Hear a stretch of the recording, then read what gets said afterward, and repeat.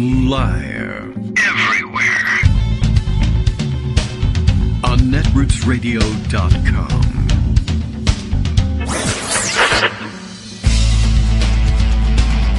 David Waldman. Kagro. In the morning. Now, here's David Waldman. Hey, how you doing, everybody? It is Friday, May 14th, 2021. Time for another show. Ready to go? It's Friday the 14th isn't anything, right? Friday the 13th is something that's not even, I can't even make it like Eastern Orthodox Friday the 13th. It's still Friday, but the 14th. And it's not funny like Saturday the 14th, the parody of the movies either, which also wasn't really all that funny. So, never mind. We'll leave that behind.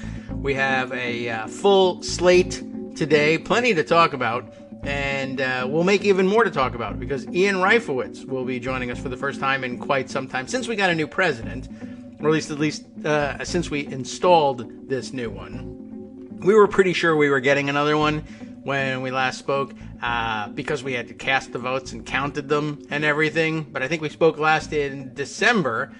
And, then we all had to wear masks and stop calling on Skype or something. I don't know. Something like that, for some reason, I think it was the academic calendar. He's a professor, Ian is. And the academic calendar coming to a close for the year. He's got some time on his hands for us and plenty to talk about as well.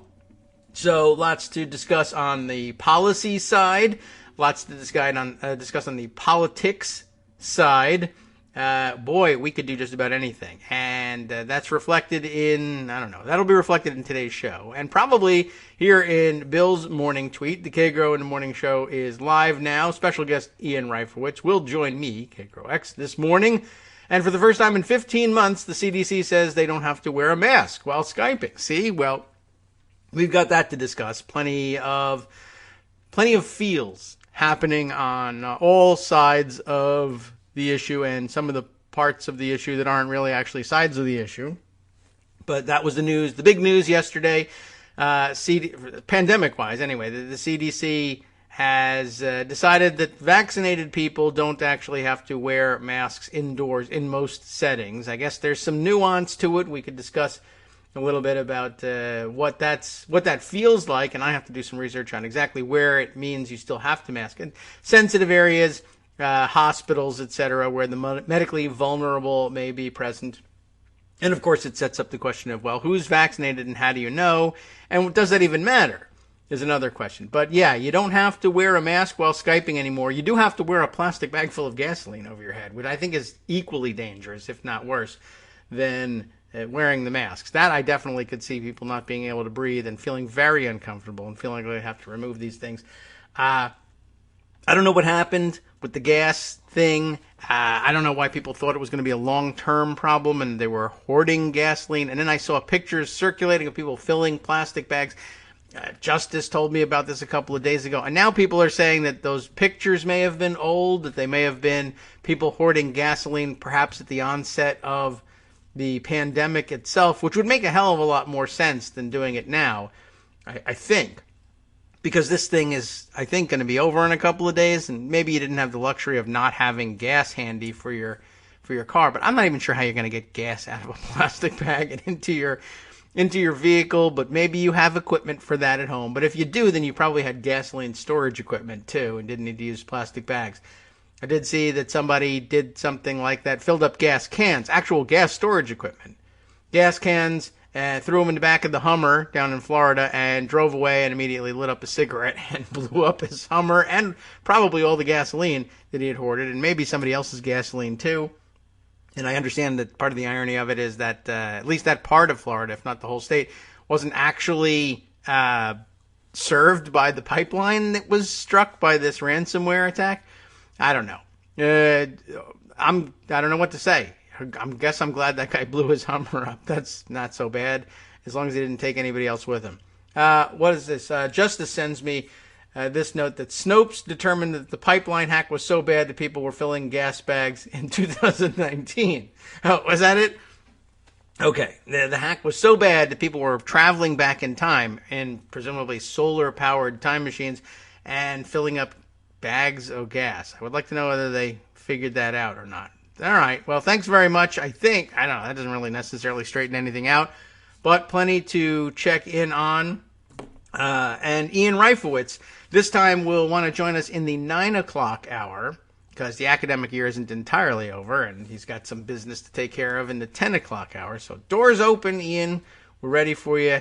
You'll probably hear this in about 15 seconds or so. There's some delay, and we'll just keep it open for you. In the meantime, lots of action and discussion over the masks, lots of action and discussion over Marjorie Taylor Greene and her crazy terrorism inside the House, and people getting, I think, justifiably worried about the fact that, well, there's not much separating her ideologically from the QAnon lunatics who have showed up at Comet Pizza with assault rifles, or showed up at the Hoover Dam claiming to have a bomb, or I don't know, there's probably 3 or 4 other examples of QAnon adherents showing up places with weapons.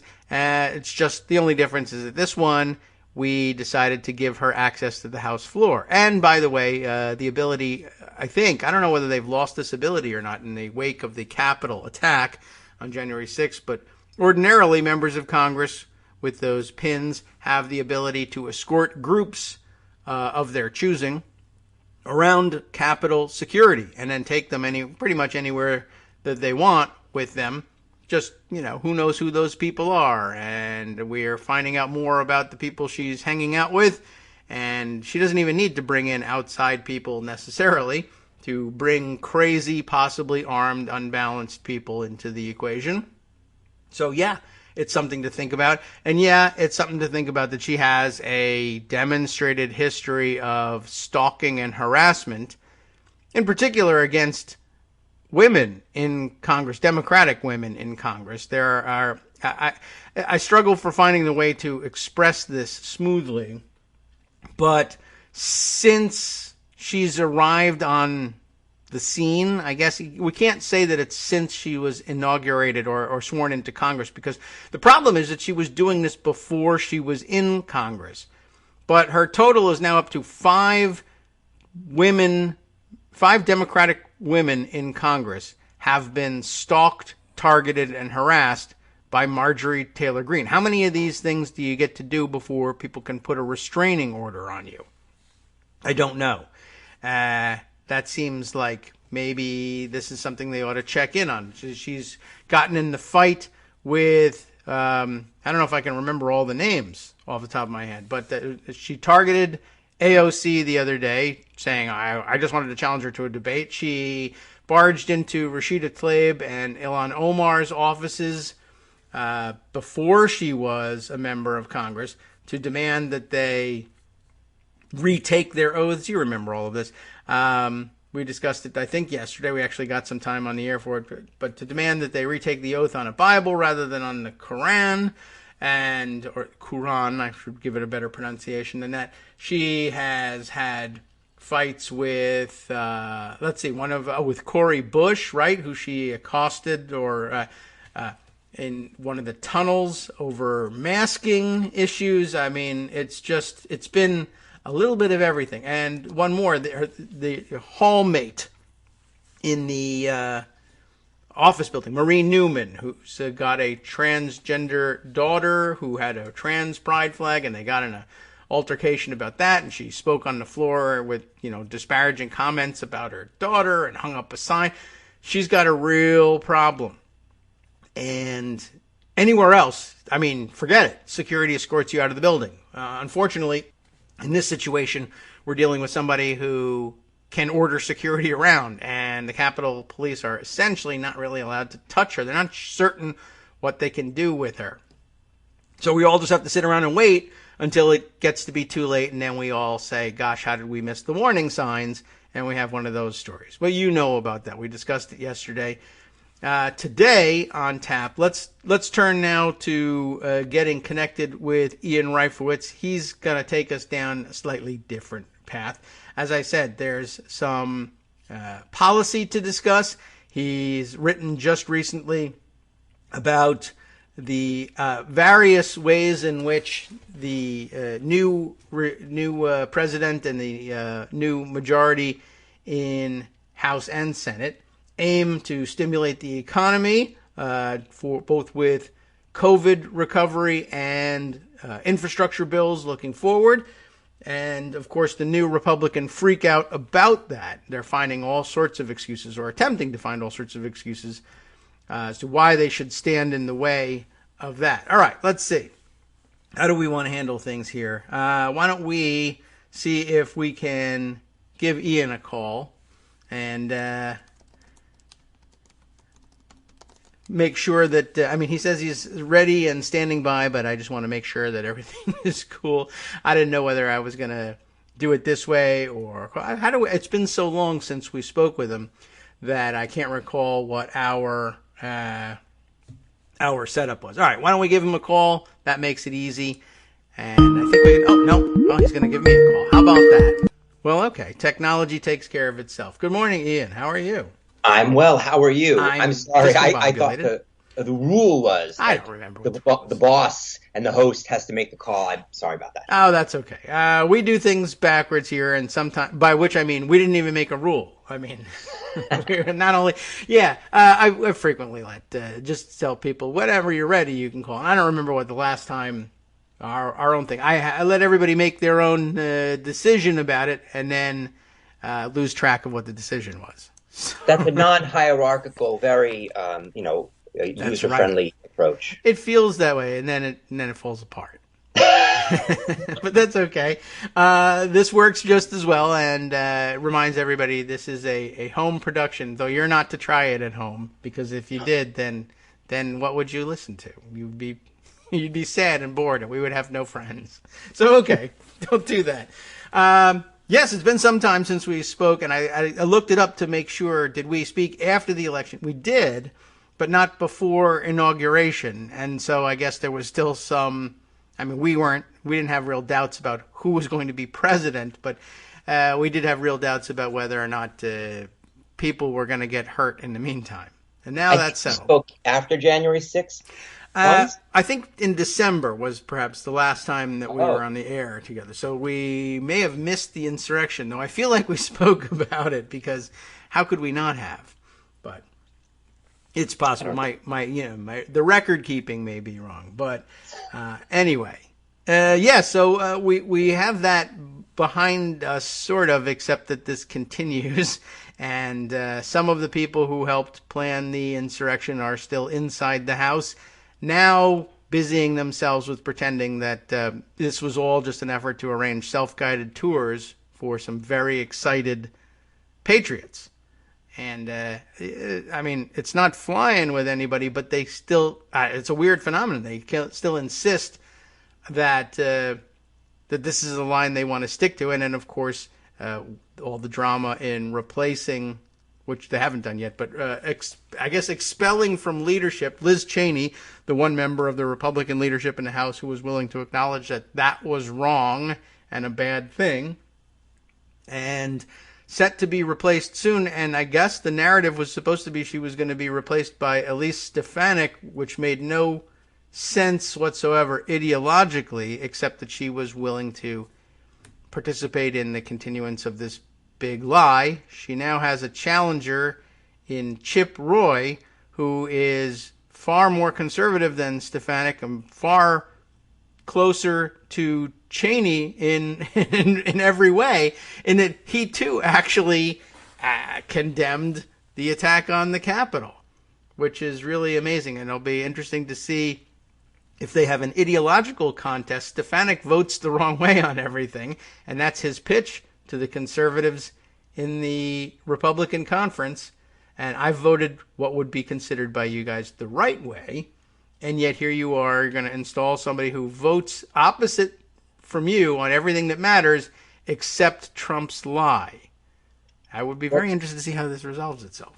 Yes, two things there, David. One, I don't think anybody told Bill Belichick that the Patriots were getting a tour of the Capitol on January 6th. Yeah, right. If anything, the White House. You got your little sound effects, right? No, I have a sad trombone one. You want that? And second, I don't have a drum. These Stefanik. So I have a new post that I'm working on. I shared with you a very secret first draft.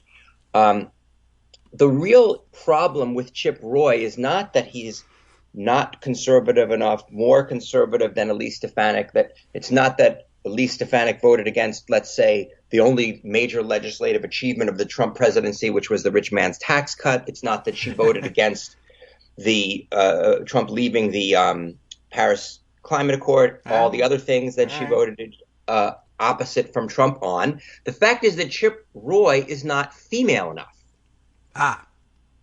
Yes. Problem. In fact, the Post is about a larger view of things, but as I discussed, it came out yesterday that House leadership made very clear that the only acceptable candidate to replace Cheney was a female candidate. There's a great quote I've got in here from Jennifer Rubin of the Washington Post, which I'm going to give you in a second. Okay. And she said,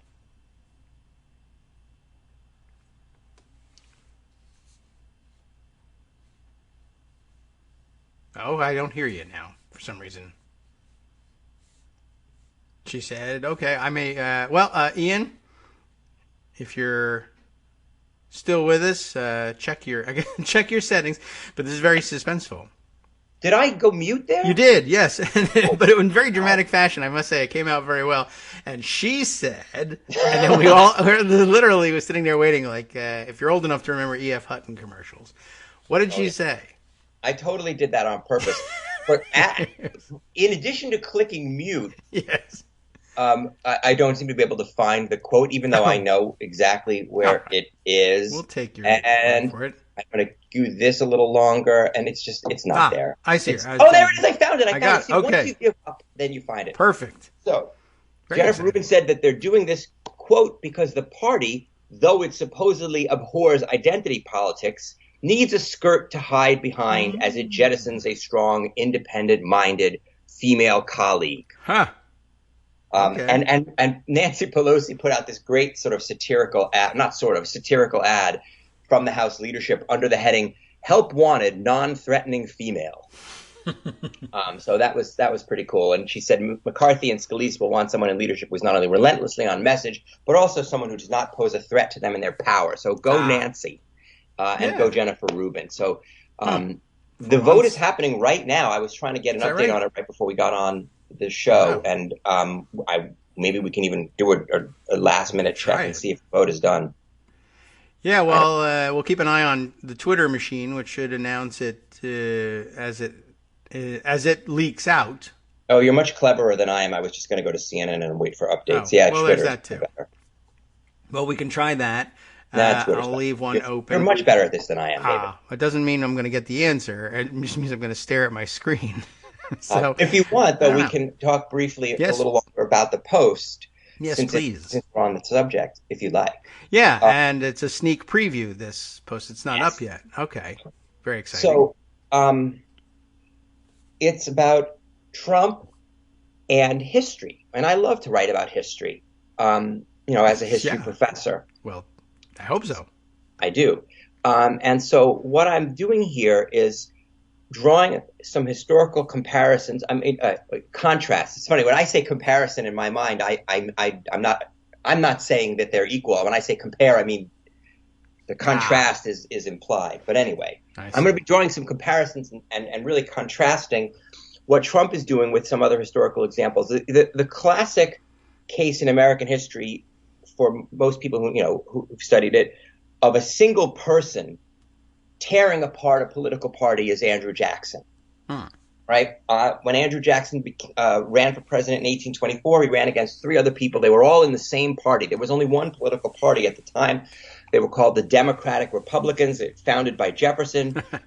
They essentially had crushed the Federalists who had disappeared by 1820, mostly because the Federalists were elitists who didn't really think that lower class white men should vote, but as more and more of them began to vote, it became harder for Federalists to win elections.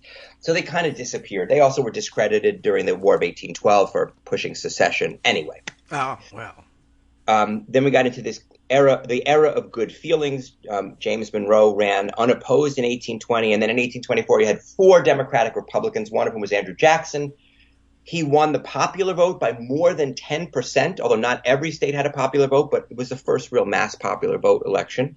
He won the popular vote by more than 10%, but he didn't win an electoral college majority. There were 4 candidates, each of whom won at least one state. Therefore, the election went to the House of Representatives. And in a fun piece of trivia, we actually sort of had ranked choice voting for this one election, in that when a multi-party election ends up in the House of Representatives, only the top 3 advance. And so candidate number 4 was expunged, essentially. And that was Speaker of the House Henry Clay. He got only, I believe, 37 electoral votes. And he, long story short, apparently cut a deal with John Quincy Adams and threw his electoral votes Adams's way, which gave Adams an electoral college majority despite having come in second to Jackson. Then Jackson was inaugurated and promptly appointed Henry Clay as his Secretary of State. Andrew Jackson didn't like it, called it a corrupt bargain. John Quincy Adams went on to become the first president to lose the popular vote in 2 consecutive elections. Donald Trump is now the 3rd. The other was Benjamin Harrison. So there's a lot of fun facts in there. Yeah. I didn't even mention Benjamin Harrison in the post, so you guys are getting some extra fun. I don't mention him in a lot of posts. Yeah, that's right. So Jackson went bananas, and the long story short is he led his followers out of the Democratic Republican Party, or really basically just, the Democratic Party imploded over Jackson. And 2 new parties emerged. One was the Democrats, as we know them today, under Andrew Jackson's leadership, shared a good amount with ideologically with the traditional Democratic Republicans founded by Jefferson. And Adams and Henry Clay create a new party, which goes through a couple of names, but ends up being called the Whigs. Yes. Now, what I argue is that what Trump is doing, and we'll see if he ends up tearing the Republican Party in 2. I don't think he will, but he's certainly transforming the Republican Party from what it was in the, ideologically, not on race, as I've argued before. The racism has been there certainly since Reagan in the 60s. But in terms of the ideological commitment to, small government, aggressive foreign policy, some of these other areas that have been core Republican beliefs, certainly with, going back to Reagan and right up through George W. Bush and Romney and McCain, et cetera. So he's transforming the party. But what Jackson tearing the party apart or creating 2 new parties wasn't just a cult of personality. There were real ideological differences between what became Jackson's Democrats and what became Adams and Clay's Whigs. The Adams-Clay Whig Party supported a robust federal government, taking an active role in not in the same way we think of today in terms of social welfare, but in terms of, for lack of a better word, infrastructure, building roads, building canals to promote the growth of industry, high tariffs to protect domestic industries that couldn't compete with British imports, and also they supported the National Bank, which was another, and paper money, which were also ways to promote the growth of industrial capitalism. So it's not so much a liberal conservative in terms of today, but it's sort of a pro-corporate activist government on the one side. And Jackson, like his idol Thomas Jefferson, supported small government, especially at the federal level. He wanted to and ultimately did destroy the National Bank and wanted a government that had low tariffs as possible to favor agrarian interests, since agrarian interests, the biggest one, were cotton sellers who could compete with British imports because they didn't have to pay anybody because they had enslaved their labor. Yes. Okay. So there are real ideological differences here, not just I like Andrew Jackson, I don't like Andrew Jackson. I lay this out so that then I can talk about Trump. And to go back to Elise Stefanik, what it makes 100% crystal clear is that there is no ideological or policy vision that divides the pro and such it is as it is anti-Trump factions within the Republican Party. As we discussed, Liz Cheney is clearly more in line with the Trump legislative agenda as well as traditional Republican policies than has been Elise Stefanik, and yet she is the anti-Trump or the Antichrist if you're a Trumper, right? And Elise Stefanik is the new golden woman. And so the point here is that Whereas in our history, we've had political realignments. We've even had one individual who essentially tore apart the existing party system.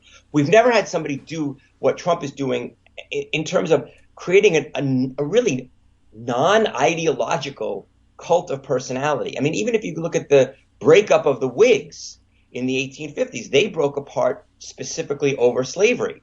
And the anti-slavery Whigs couldn't stay in a party with the pro-slavery Whigs. It wasn't because some sense, right? It wasn't because people didn't like Zachary Taylor, who died because he ate cherries and drank cold milk on a warm summer day because he was a moron.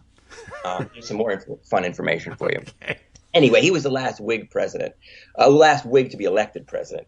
Both elected Whig presidents died in office. I'm full of trivia today. Did you know that only two Whig elected presidents were William Henry Harrison? There, I got both Harrisons in, and Zachary Taylor.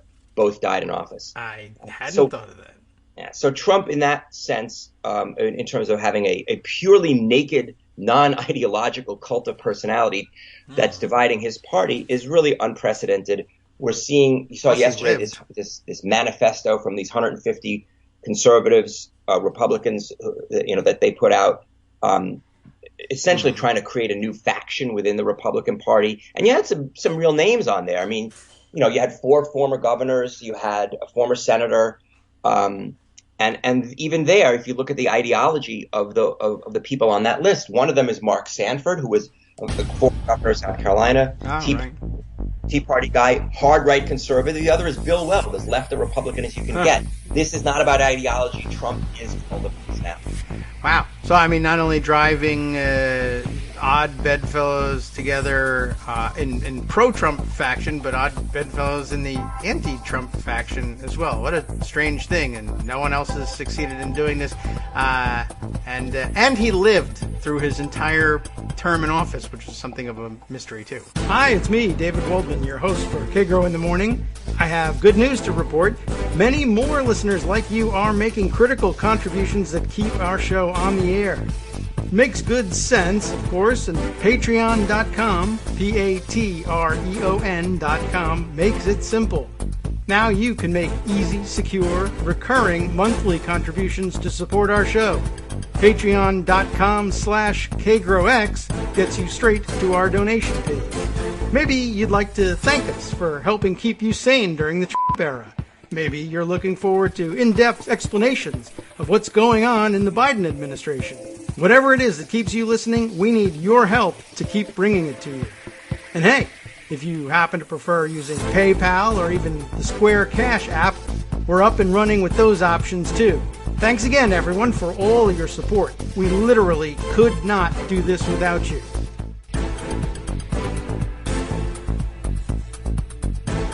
Welcome back now to the Kagro in the Morning Show here on Netroots Radio.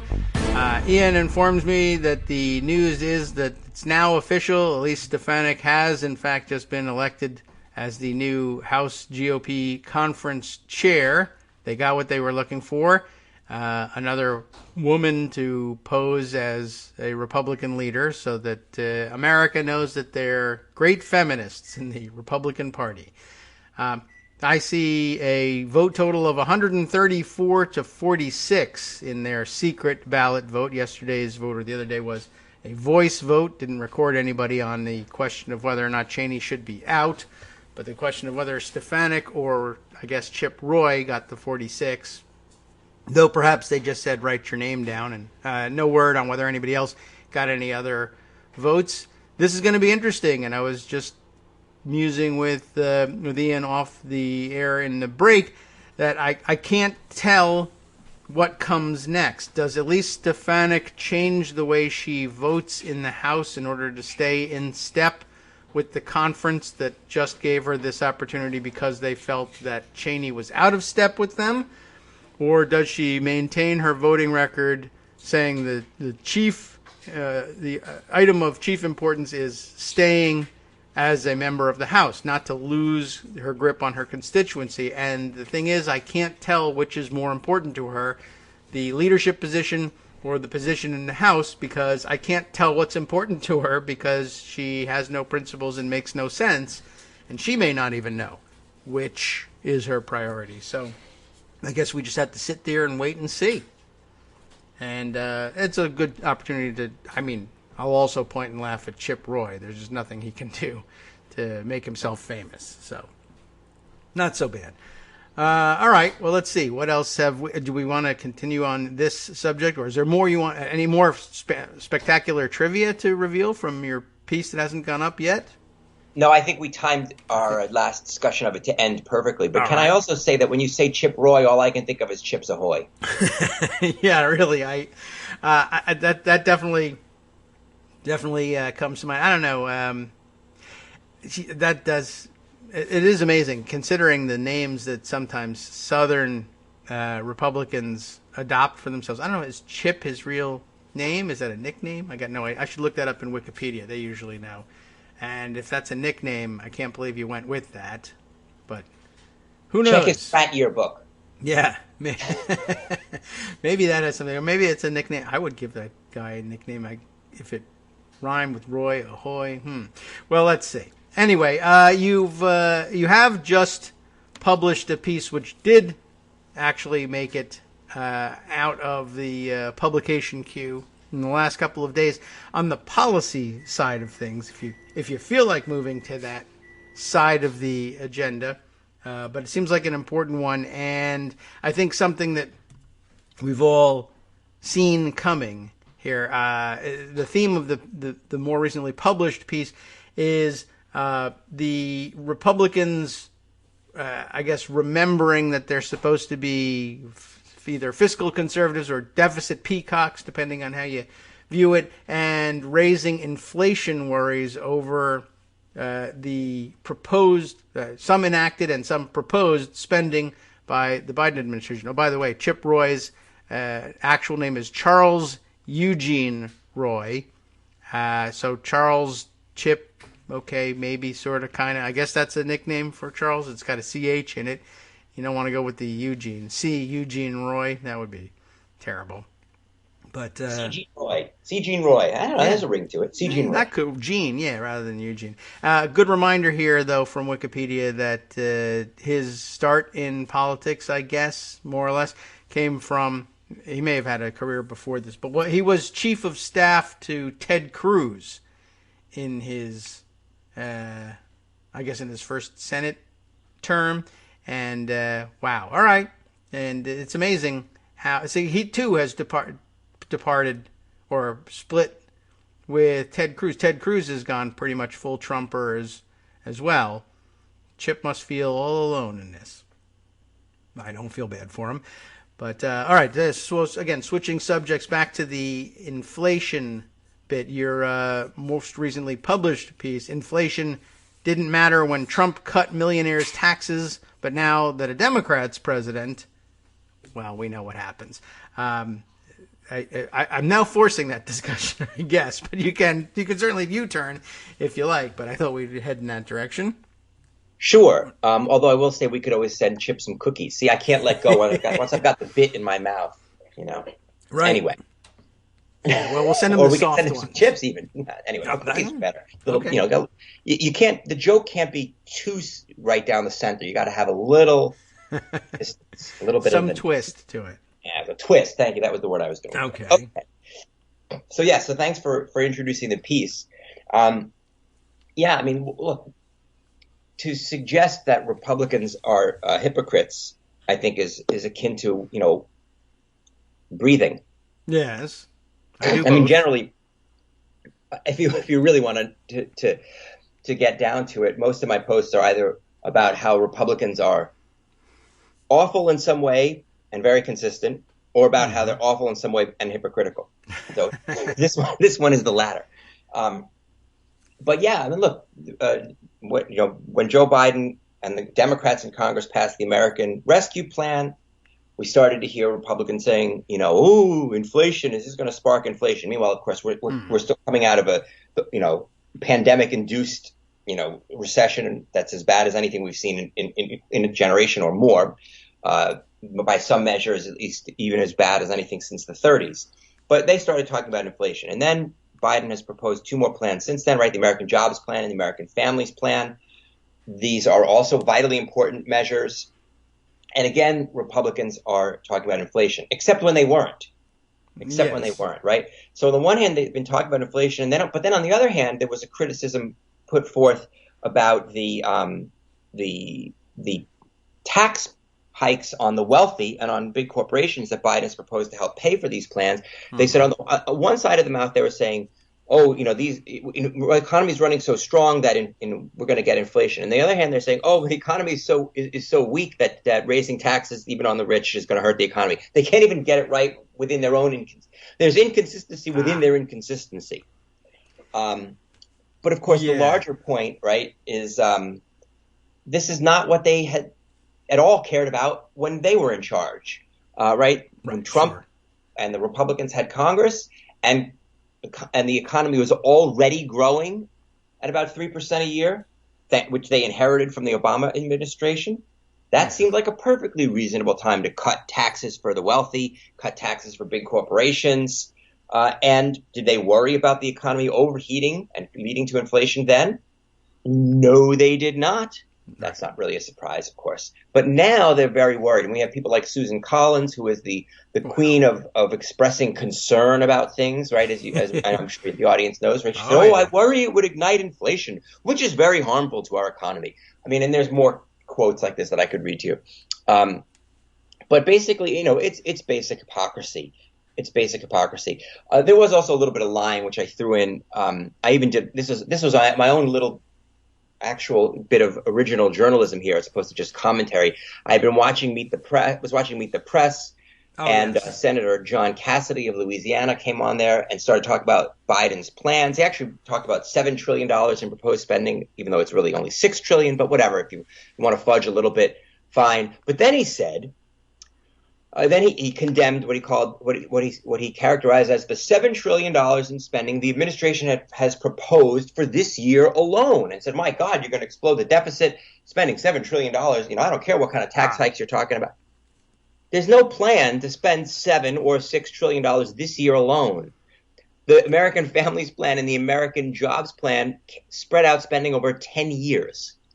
Yes, so okay. I started, throwing my whatever was in my hands at the TV set, angry at Cassidy, but more angry at Chuck Todd, who should know better. How are you a political reporter and you don't know, I'm sorry, that this is not $7 trillion? Who would propose to spend $7 trillion in 1 year? I have not seen that done. No. I mean, that's three times anyway, the size of a regular That was budget. my little bit of journalism. That's in the Post, too. Yeah. I mean, Chuck Todd, who knows? I mean, he should have some vague idea about what the size of an annual budget is, and that $7 trillion is far in excess of it. Sometimes, though, I just think, they've got they've got a little earbud in their ears. They're running a television show. The lights are on. Nobody's helping them. He's not listening. Even Chuck Todd doesn't pay attention to Meet the Press, and he's on it, and he doesn't hear what people are saying because he's thinking maybe about his next question, as opposed to listening to the answer that he's gotten. But I thought you were going to say the lights are on, but no one's home. Yeah, well, that's true too. But yeah, you're just sitting there in that bubble, and you're blinded by the lights. Maybe somebody is saying something in your ear, and if it's not, hey Chuck, he just said $7 trillion in spending in 1 year. It's not in 1 year. You should clarify that. But if it is instead, like, I don't know, turn a little bit more to the left, get your optimum angle on camera one, then he's got no idea what Cassidy said. I also was wondering whether, because you said that, you mentioned that Cassidy actually repeats the same lie / mistake / shady claim again, and Todd misses it again. I'm wondering, though, whether, I'm guessing that if he's called out on it, I think his plan probably was to say, it was all proposed in 1 year. That's all I'm saying. Who knows what he would have come up with. But he got past the steel trap mind of Chuck Todd, so he didn't have to, to worry. Right. Take the shot. If it goes in the net, great. And if not, you just say, I meant, right. Well, this year we've proposed $7 trillion in spending. Oh, well, actually, you're wrong about that too. I meant 6. Right. Both parts of my statement were wrong. And the history here is ridiculous. Just to finish off the Post, when President Obama passed this, the Stimulus Act in 2009 and proposed some other spending, Republicans went bananas screaming that inflation was right around the corner and that this would spark inflation. Again, it didn't happen. It was a tremendous recession, and we needed much more spending than we got. And if anything, that's the lesson that Joe Biden has thankfully learned. Right. You go big, and if you have to adjust, you adjust, but you don't negotiate against yourself. But as Paul Krugman, laid out how these inflation hawks were there in 2009, 2010, and the media went along with them. And that was the other issue, is that the media just parrots a lot of this stuff. But the Biden administration is watching inflation very carefully. They believe that that what we're seeing right now are temporary price spikes because there's because of the American Rescue Plan money is flowing through the economy right now, but it is temporary, and they expect that those price spikes that we're seeing this month will go away. To some degree, also they're there because they're rising off of a very low, depressed level since again we are coming out of a pandemic. So the point is that there are things that can happen, and there are things that the government can do to deal with temporary rise in inflation. But that's apparently what this is, and we shouldn't listen to these Republican inflation hawks, who are only hawks when they're not there to get credit for whatever spending is going on and whatever tax cuts they can send to the rich. These are not real economists. They are hypocrites. Yeah, well, this fits with a long-standing pattern with them, whether the specific issue that they latch onto is inflation or anything else, just any sort of economic boogeyman that they can point to. This is something that they've done a lot, and we've pointed out a number of times at Daily Kos in writing on the show. That this is just they go to this doomsaying play, and they pass out the talking points, and everyone immediately. I guess the play is if enough people in suits go on enough television news programs and say that the inflation is the problem and it's just around the corner and it's going to destroy everything, then it looks like news. We'll report it like news. But this is the same thing that they did with, as you pointed out, when President Obama suggested and championed a stimulus program. And at that point, I don't remember that they necessarily pointed at inflation, but that was probably part of their excuse for opposing it. But we pointed out even then, hey, this is exactly what they did when President Clinton proposed a stimulus program because he had been handed a gigantic recession by his Republican predecessor. And I recall being on the Hill at that time, we were fully aware that this is exactly what Republicans said, economic collapse would result when President Johnson was proposing Medicaid and Medicare, and when President Roosevelt was proposing Social Security. Every time there's a measure proposed by Democrats to shore up an economic or recover from an economic disaster handed to us by Republicans, Republicans immediately criticize the response to it as though they had nothing to do with the disaster that preceded it, and make the same predictions. I don't know exactly what it is or exactly what the mechanism is, but I promise you it will be doom for America if you do this. And then they lose, and then America enters what is a succession of unprecedented economic golden eras as it happens. So it's kind of an odd reaction that they have, and not really sure why they haven't come yet to realize. Maybe they think we're due, we're bound to be right once about this, but I don't know. But hooking their wagon to inflation this time, I guess it's just supposed to sound like you're an economist or an intelligent person, because otherwise, what would you be doing running around talking about something as boring and dry as inflation? And maybe right. Well, I think deficits don't seem to matter anymore, right? Especially that after seems to be out the window. Yeah. Bush tax cuts and other Trump tax cuts. They can't go to deficits. I mean, it's even too hypocritical for them. But inflation is scary, and especially people who are our age or older, remember inflation from the 70s and early 80s. Mm-hmm. And so that's, that is a good boogeyman. And it really is the same one they used in Obama's first term. I mean, I have a Okay. quote from Krugman, Paul Krugman in December 2010. He said, quote, "For 2 years, we've been warned that inflation, even hyperinflation, was just around the corner. Instead, disinflation has continued with core inflation now at a half-century low." And, it's the same playbook they're running again. And I guess, they think it's going to work this time, or maybe they just don't have anything else, and they can't just say, well, we oppose this plan that's very popular because it didn't, because it's not going to help rich people. I mean, they can't say what they really think. Yeah, I guess. So this is what they got.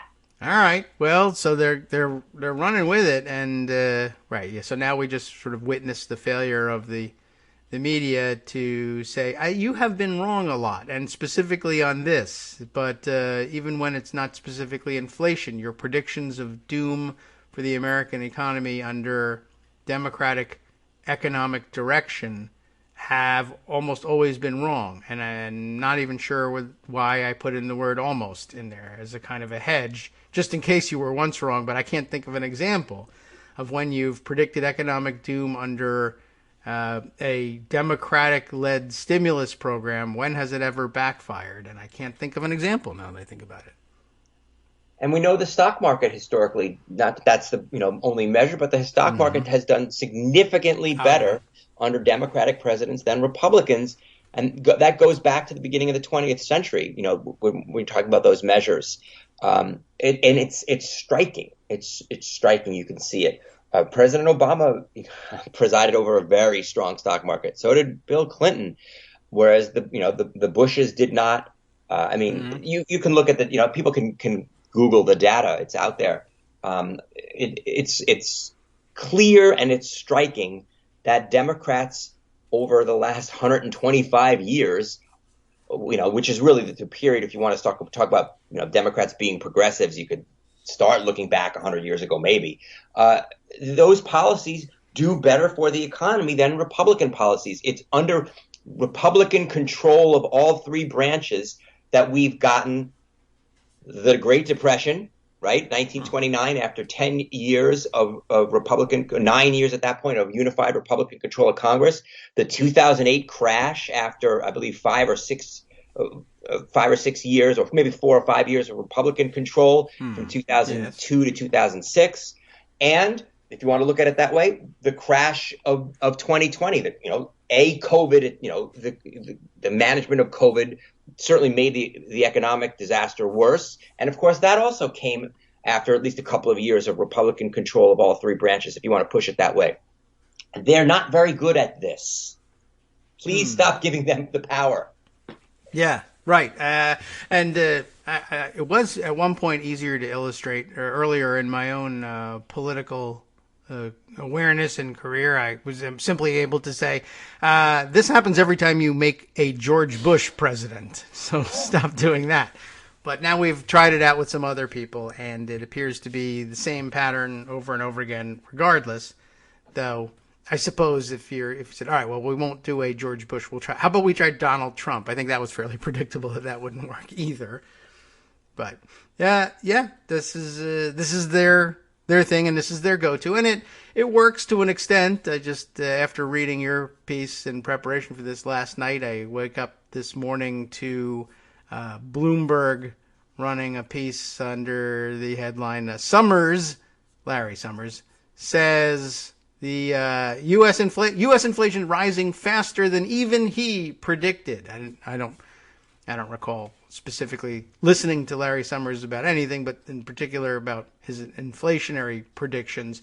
But I guess he tried to scare people about inflation and then didn't do a good enough job, and now wants to make his prediction worse or something like that. But and I guess that's something people are willing to run with, even though I mean, ordinarily there's actual numbers and indicators of inflation that we could look at and point to and say, see, now if the number gets to this, then that's inflation.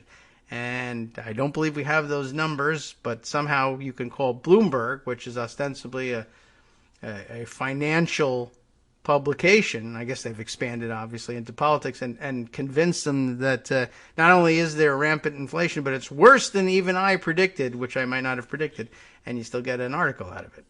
Well, no, to clarify, there's been data coming out, but it's,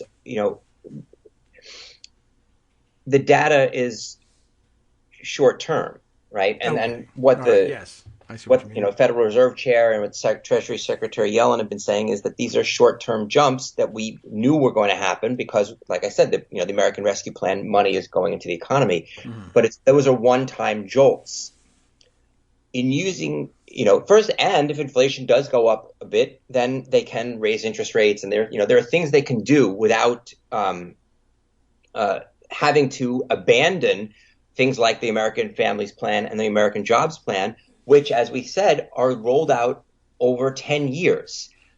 To say that, well, the economy now, is going to be running too hot, so we can't have this necessary spending. And then in 2 years, they're going to say, well, the economy is too weak, so we can't have this spending. The government has to tighten its belt. There's never a good time for democratic policies to be passed, and there's never a bad time for tax cuts to the rich to be passed. It's not to say that inflation isn't important. The point of my post, and I think the point I'm trying to make here, is that Republicans are being disingenuous in using inflation to criticize Biden's spending plans.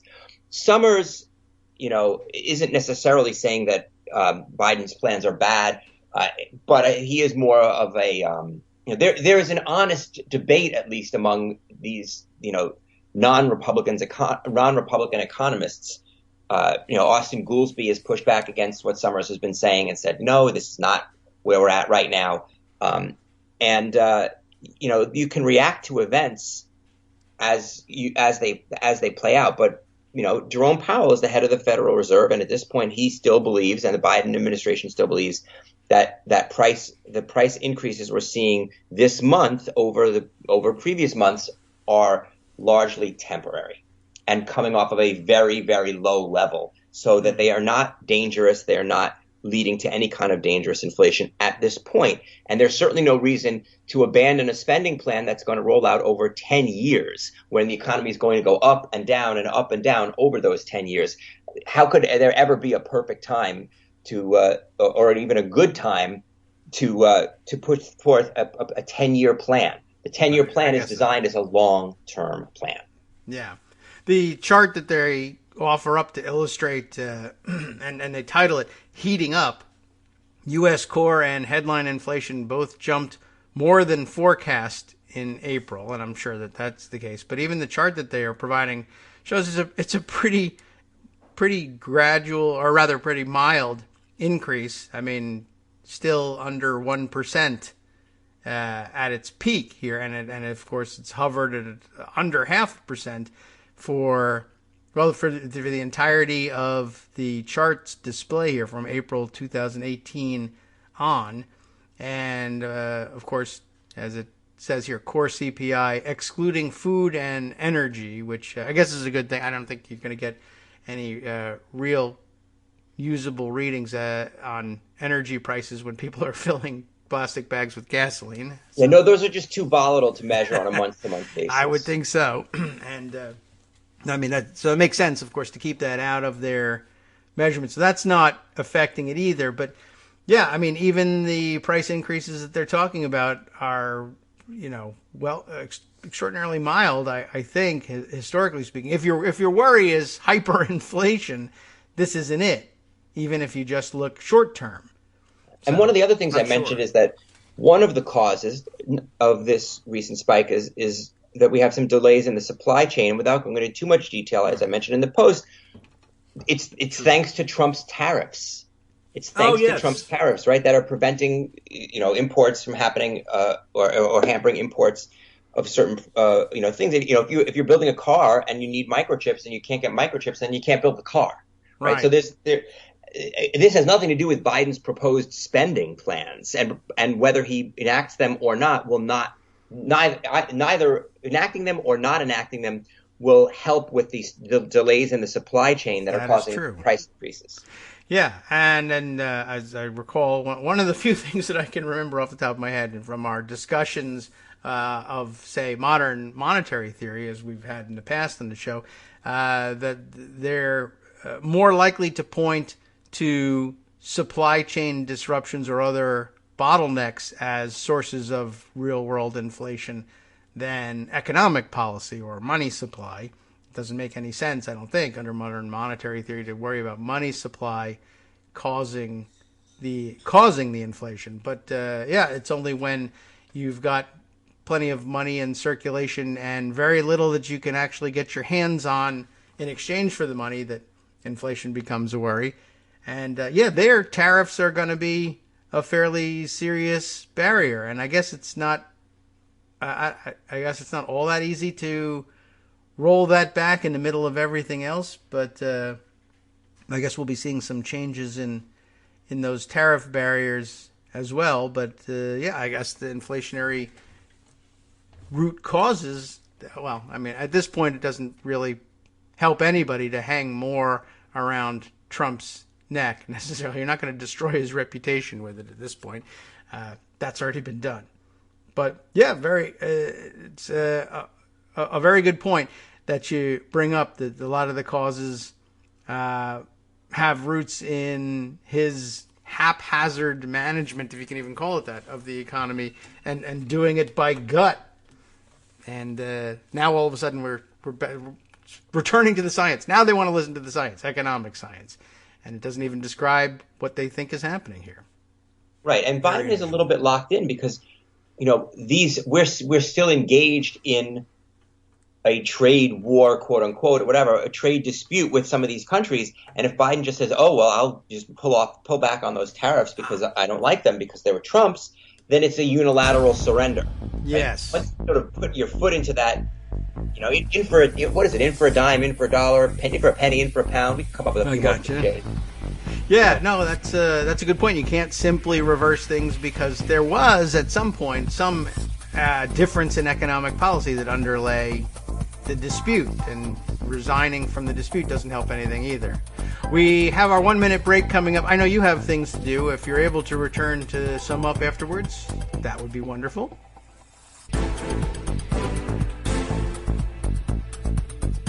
Welcome back now to the Kagro in the Morning Show here on Netroots Radio. Ian is still with us and able to stick around and sum things up a little bit. But I thought great point about I almost forgot about the tariff wars that Trump got us into. And they were just odd and anomalous and didn't make any sense. And they ordinarily would have been enormous points of difference and viewed as gigantic economic blunders in any other administration, except that he just kept the pace up of so many other things that were offensive personally to so many people in this country and around the world that we forgot that he was a disaster as an economist, I suppose. Well, he did get money to those farmers in Iowa, you know. Yes. Shockingly in states where he thought it would help him, and Georgia. Yeah. And that didn't work out for him. But they'll fix that with rigging the election next time. Exactly. Well, okay. This has been just an amazing development. Just watching once again that they run the same. I guess I thought briefly that Republicans would think we need to come up with something else. But I guess at bottom, if they just figure, well, if we just rig the next elections or reject democracy entirely, then it really doesn't matter what our policy approach is or what our explanation for our economic program is, or if we even have an economic program. And I guess that brings us back to the first article, the still unpublished piece that you were discussing. If there's no ideology around which they're coalescing, but it's simply a question of, are you for Trump or not? And are you enough for Trump that you're willing to give up everything? Then, well, it makes it easy to go from day to day inside the Republican Party. All I know is I need to be loyal to Trump or not speak out against him anyway. And what are we going to do policy-wise in between? I don't know. We'll figure it out when it gets there. Sounds like a plan. Okay. Well, that's a major political party for you. If you believe that that's what the Republicans still are, there's reason to believe that it's just not an accurate description of what this group of people is. But we're told that that's kind of what we have to do. All right. Well, I appreciate your coming back from after the break just to, I guess, at least wave goodbye. I know you're busy and not yet done with all of your academic duties this year. Is that right? Yep. Okay. Yep.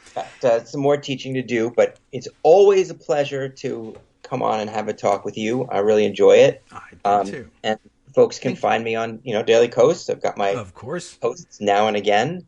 And you can even, if you like, still go out and get the book, The Tribalization of Politics, How Rush Limbaugh's Race-Baiting Rhetoric on the Obama Presidency Paved the Way for Trump, available in all the places you'd expect.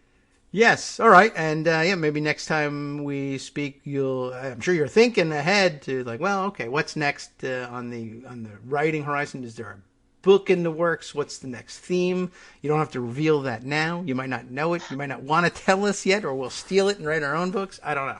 It's a very intelligent audience. It's possible. Very. No, yeah, all of the above.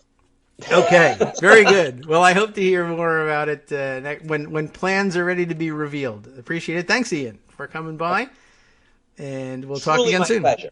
Truly my pleasure, always. You take care, David. Thank you. You do the same. And now when Ian's sound is muted, it is because he has hung up the phone and left. Thanks, Ian. We'll talk to you again soon, I hope. Okay, so we will move on from there. I will assist in hitting the hang up button there, just so that we all know whose job it is to do that. That role of host I'm willing to take.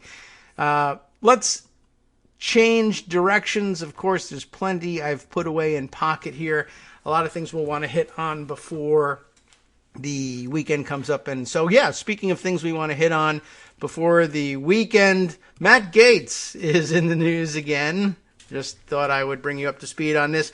The latest on his ridiculous case is that, what's his name, down in Florida, the Florida guy that didn't blow himself up, as far as I know, blow up his Hummer with gas pumped into gas cans. What's his name? Joel, is that right? Greenberg, yeah. You remember him, the Florida Seminole County, is that right? Tax collector. And his running buddy in his weird sex trafficking schemes. Christina Cabrera's TPM piece will serve as our guide here. The report says Gaetz' associate, that's Greenberg, to plead guilty. He's changing his plea in his criminal case here to plead guilty to 6 felony counts, including that sex trafficking count. And that can't be good news for Matt Gaetz. And the fact that he's changing his plea should be indicative of the fact that prosecutors are willing to enter into a deal with him. And the fact that prosecutors are willing to enter into a deal with somebody they have charged and now have dead to rights on sex trafficking a minor should tell you that this defendant is providing them with information that will bring them the ammunition they need to sink an even bigger defendant. And this is one of the few places where Matt Gaetz is bigger than anybody in terms of his being a big fish. He's kind of a minor player overall. And believe me, you can expect Republicans very shortly to discuss him in those terms. He's a nobody, coffee boy, never even met him sort of thing. But he's made quite a name for himself. And I will remind you, as we enter into reading this piece, I don't know whether they make mention of it, but one of the things we discussed earlier this week is that last weekend was the kickoff of an America something or other, who knows what, America USA #1 tour. I forget what they were actually calling it. We were calling it, of course, Hands All Over America. Matt Gaetz and, you'll never believe it, Marjorie Taylor Greene teaming up for a weird, post-Trump tour of summer county fairs, like the renewed lineup of the old Trump band, except without Trump in it kind of thing. And they made their first stop in the Villages in Florida. And she, too, not spotless in her, well, in the weird tales that are sometimes told in some quarters about her own history and of relationships with her trainers at the gym, and what kind of marriage does she have here, and maybe that's kind of not our business, and it's certainly not a concern in the same level as Matt Gaetz involving himself with minors and or paying, which, well, even there in certain quarters people say, well, as long as he's paying consenting adults, I don't really care what he's doing. But of course, then there's the issue of, well, doing all of this by running as a family values Republican on top of it all is just too much for anybody to bear. Anyway, the actual news is that Joel Greenberg, Matt Gaetz's indicted associate, will plead guilty to 6 felony counts, including sex trafficking, when he changes his plea at a hearing on next Monday, according to Business Insider. The other counts Greenberg is expected to plead guilty to also reportedly include identity theft and wire fraud. So he's got it all the most popular ones, except for gas price gouging. That's not on his rap sheet as far as I know. The Justice Department had hit the former official with 33 criminal charges, including sex trafficking of a minor between 14 and 17 years old, bribery, and theft of government property. The way that's phrased makes me think, did any of those, really terrible ones get dropped? If he went from 33 criminal charges to pleading guilty to 6 of them? We'll see. That could spell trouble for Gaetz, though, who is reportedly under federal investigation for possibly sex trafficking a minor. In a confession letter Greenberg reportedly wrote to Roger Stone, we heard about that one, that was subsequently obtained by the Daily Beast, the ex-tax collector claimed Gaetz paid for sex with the same minor in his criminal case. Fritz Scheller, Greenberg's attorney, told reporters last month after a hearing with his client that I'm sure Matt Gaetz is not feeling very comfortable today. The New York Times reported last month that Greenberg had been cooperating with investigators in the Gaetz probe. The GOP lawmaker has denied all allegations of wrongdoing, because why not? Gaetz spokesperson Harlan Hill, because why not, told the Washington Post on Thursday that the first indictment of Joel Greenberg alleges that he falsely accused another man of sex with a minor for his own gain. That man was also apparently innocent, and hey, the same thing he figures could be true of Congressman Gaetz. He actually asserts that it is. That's an interesting development. Could be true, could be a total lie. Don't know. Harlan Hill said it, and of course there could be a difference between the situations of the two, but it's an interesting point, and I don't think it's doing any good. The headlines are still what they are. Matt Gaetz looks like he's in pretty serious trouble, and we should all enjoy watching it. All right, so I will. That's what I have on tap. So we also spoke about the leadership race and Elise Stefanik. I think I put aside here something here it is. I saw it. I grabbed it from Aaron Blake. Aaron Blake grabbed it from Chips Ahoy Roy. C. Gene Ahoy Roy. I don't know. And his campaign materials, essentially. The chart he was circulating via Twitter, and I assume other mechanisms as well inside of the conference, the Chip Roy versus Elise Stefanik voting record, just in case you wanted to run down the difference between them. And it's funny because I guess in the end you'll look at this and say, I mean, you guys are Democrats, and he's talking to conservative Republicans. This is supposed to make Chip Roy look like the more attractive candidate. This is going to make Elise Stefanik look like, well, ordinarily I guess it would make her look like somebody that Democrats might say, oh, the Republicans are going to become more sensible. Maybe it's even someone we can work with. But remember that all of this is overlaid with the fact that she's abandoned all of that in favor of jumping on the Trump bandwagon. And we can't be sure why that is even. And I mean, I guess it was more obvious back when she was defending him from his first impeachment. He was still ostensibly president of the United States, and there were some benefits that Elise Stefanik probably thought she could harvest from this. And now he's not president, and I don't know what she thinks she's going to get out of it. But here's the comparison. The legislation in question here, H.R. 5, the Equality Act, the Democratic bill. Chip Roy, of course, Republican, voted against it. Elise Stefanik, Republican conference chair, voted for it. H.R. 9, Climate Action Now. Chip Roy opposed it. Stefanik approved. Condemning President Trump for his Obamacare lawsuit way back when. Chip Roy voting no on that one. Elise Stefanik voting yes on it. What? Condemning Trump? I guess she hadn't figured out yet whether she was going to jump on the bandwagon or not. Co-sponsored permanent status for Dreamers. Who would do such a thing, right? Well, Elise Stefanik did. Chip Roy didn't. Voting for the, remember, this is Chips Ahoy Roy's own chart, so he phrases it this way. Voted for Democrats' conspiracy theory that President Trump was destroying the post office. He, of course, votes no on that. And Elise Stefanik actually apparently voting yes, although I guess it's possible. We should entertain the possibility. Chip Roy is lying out of his ass here, but I don't know.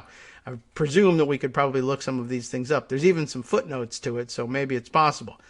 On the question of whether or not to allow proxy voting in response to the COVID-19 pandemic, Chip Roy says no. Stefanik says yes. What about voting for the Trump tax cuts? Stefanik voted against them back in 2017. Chip Roy, not in Congress. He says not in Congress. Well, he was around Congress. He was with, I guess, Ted Cruz as chief of staff. Ted Cruz, of course, would have voted for them. But anyway, he can't claim to have voted on it himself. On the question of restoring earmarks, Stefanik a yes, Roy a no. Lifetime Heritage Action Score. They compare their scores from interest groups here. Heritage Action rating Chip Roy a 96% positive, I guess, with just 48% rating for Stefanik. FreedomWorks, remember them? They're still around. Their 2020 scores, 100% rating with FreedomWorks was Chips Ahoy Roy, 37% Stefanik. Lifetime Club for Growth score, 100% for Roy, 35% for Stefanik. Conservative Review score, never heard of it actually, but same story here, 100% and 36%. And another one I never heard of, but I'm sure he's proud of because he gets an A+. It's a report card style thing. Lifetime Numbers USA score, never heard of it. I have no idea what it is. A+ for Chips Ahoy here. D- for Stefanik. But what can I tell you? You lost. And, what does that tell you about your future? I don't know. But maybe she'll be out soon and make way for you. I don't think Chip Roy had any serious hope of winning. And it may just be that, on further consideration, the rest of the conference might say, yeah, we really probably should have gone with Chip Roy, even though we would just, I guess they were just embarrassed. You can't throw Liz Cheney out on the basis of her opposition to Trump and then elect a different person who has, in fact, expressed opposition to Trump. Of course, they did spend the last couple days coming up with other excuses for throwing her out. We did mention those in the past few days, people saying, well, I'm throwing her out because I think that she was, what the hell was it? She was partly responsible for, I can't even remember what the excuse was. But, it may have been about her opposition to the tax cut plan in 2017, but they were coming up with all sorts of other excuses when it was pretty clearly, about the Trump opposition. So maybe they couldn't justify Chip Roy. And there could have been some other candidates that might have emerged, but basically things just happened too fast. And Stefanik I don't even know how this happened, but she was the first mover, I guess, in all this. And there's a tremendous advantage to that. They were all pretty sure they wanted Liz Cheney out. Stefanik probably read correctly that there was an opportunity, at least, even if it wasn't her reading the mood of the conference, there was an opportunity to say, well, there should be another woman in leadership. We probably don't want to go back out there and say we just tossed the only woman in leadership and replaced her with another white man. Although it certainly would have been justifiable by Republicans, since they keep insisting that they are not only not into, but are actively opposed to identity politics. They could have said, no, we're being consistent with our opposition to identity politics. We got behind another solid conservative. But yeah, I guess they just couldn't envision themselves saying, it's all right. Well, we just don't like when Liz Cheney opposes Trump, and we are kind of okay with it when Chip Roy does. Although they could have said she's just too vocal about it. And Chip Roy was, he didn't hide it, but he hasn't been like running on it since then. I don't know. Anyway, it really just shows you the advantage in these compressed timescales when they're, quickly going to move to eject the current leader, and they've got to come up with a new one quickly. And Stefanik puts her name out there first, and they spend the first 3, 4, 5 days saying, well, we got to consider the idea of at least Stefanik. And that gives you an opportunity to say, well, here's what's wrong with just moving to Stefanik, but who else do you propose? And, Chip Roy nominating himself finds late in the game, and that's just like maybe 3 days after it becomes clear that Cheney is definitely going to be out, he now has to work the phones frantically and get people who said to Elise Stefanik or her surrogates, yeah, I'll give you my vote. They have to, now figure out a way to go back to them and say, I changed my mind, I'm giving it to Chip Roy. And instead they just say, I'd just rather not make waves. So it's Elise Stefanik. I never listen to anybody anyway. Who cares who's the chairman of the chairperson of the House Republican Conference? I can do my own thing anyway, and it doesn't make a difference. So let's just go along with what the narrative is going to be. Plus, this gives us cover. We're not, anti-woman or anti-feminist. Look, we have a woman in our leadership.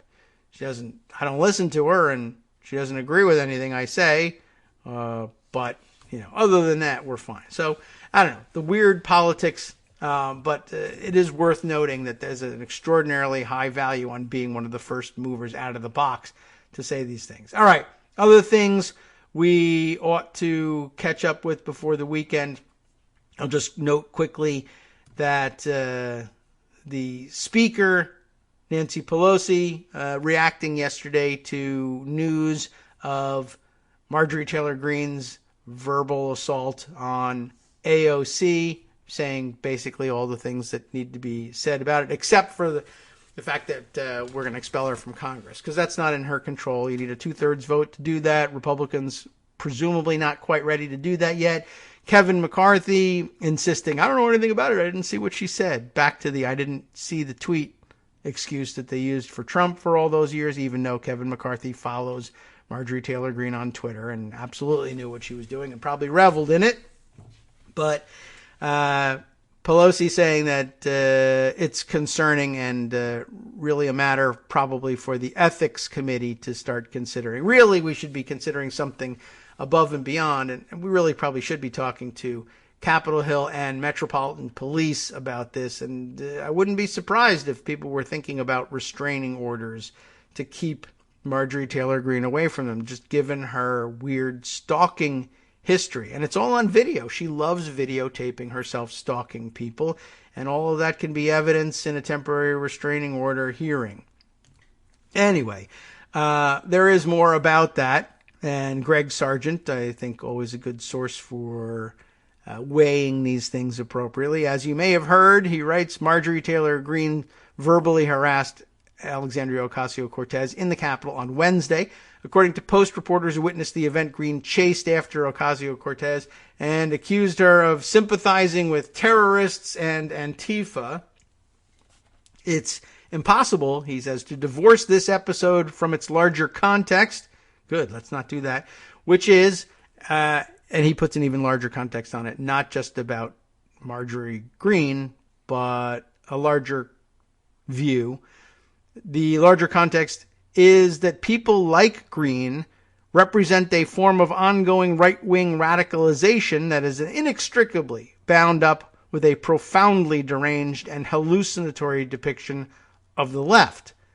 The episode prompted House Speaker Nancy Pelosi to suggest it might warrant an ethics committee investigation. Pelosi denounced Greene's abuse of Ocasio-Cortez and called on House Republican leaders to impose a respectable behavior standard on Republicans. McCarthy, of course, in no way equipped to do this. He has already had a sit-down, or claims to have already had a sit-down with Marjorie Taylor Greene following, I think, the Jewish space lasers episodes.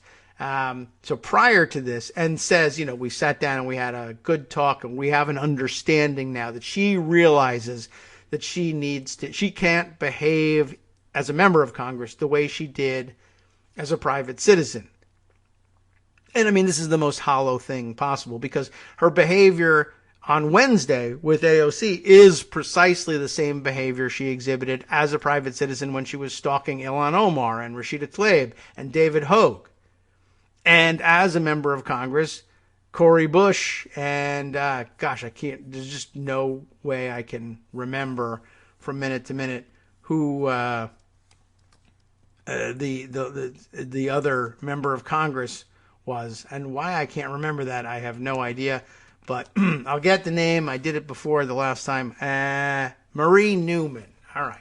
For some reason, just not a name that sticks in it. Well, the others are very unique names, I think. Anyway, those things happened while she was a member of Congress, but before the heart-to-heart with McCarthy. But basically, McCarthy says, I got her commitment that she's going to change her ways.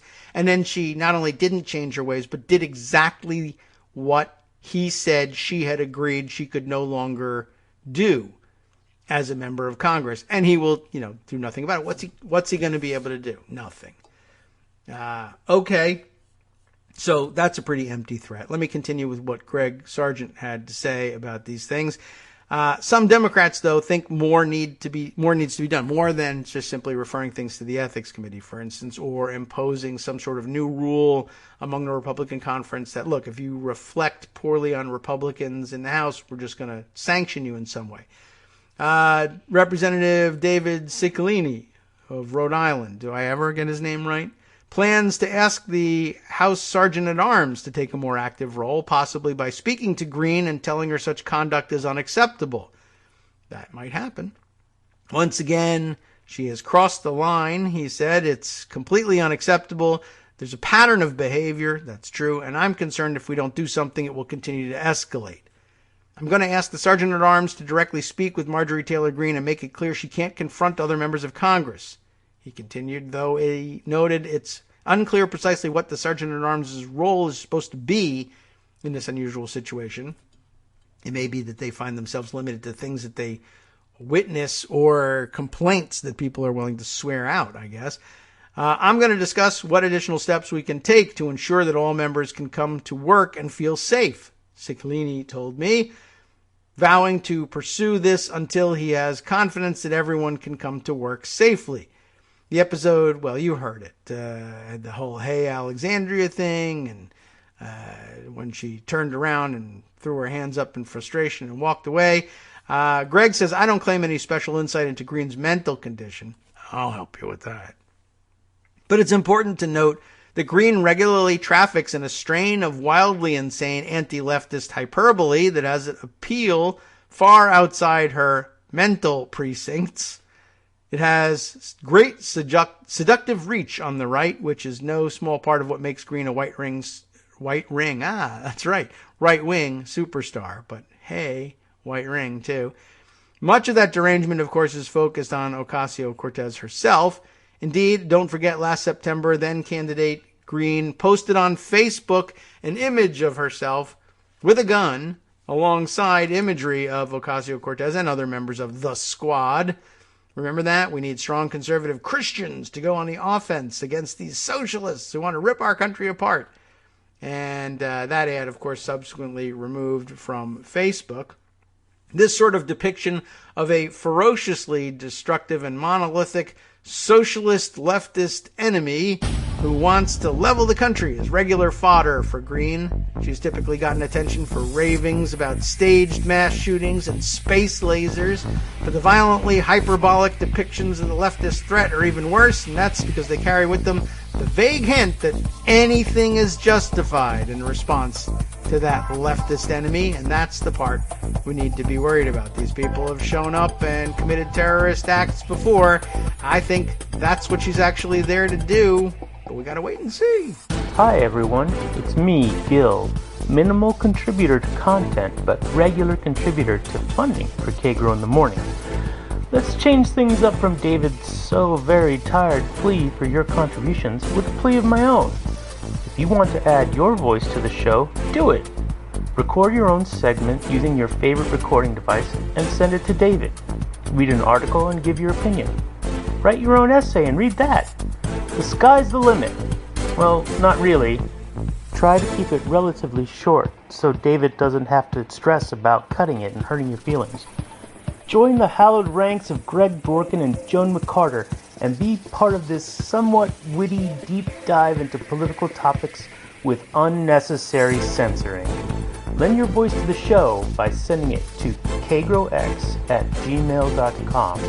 KAGROX@gmail.com.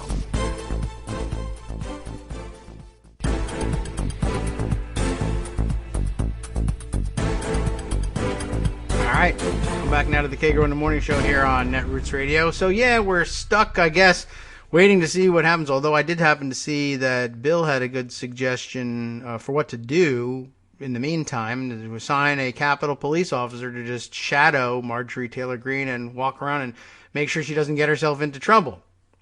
And this addition to things, Dante Atkins commenting on an Andrew Kaczynski find, saying, look, it's time to face the possibility, even the likelihood, that Marjorie Taylor Greene got elected to Congress just to be able to physically harass and intimidate AOC and maybe some others, and that's her sole purpose for being there, which is a slightly more mild, ever so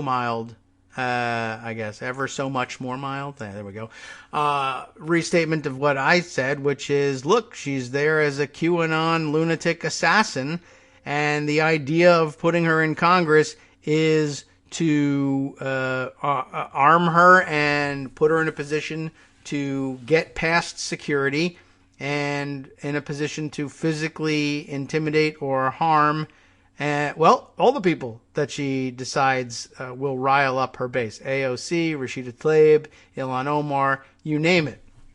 Kaczynski has come up with what is here. Let's see. Can I... Maybe I'll let me get all these open and then mark them so I can share them with you in the roundup. And then if I put them in Pocket, then I can open up on the computer here. This is I guess a new thing that Kaczynski has dug up. A since, he says, deleted video on Facebook from 2019 before she was elected.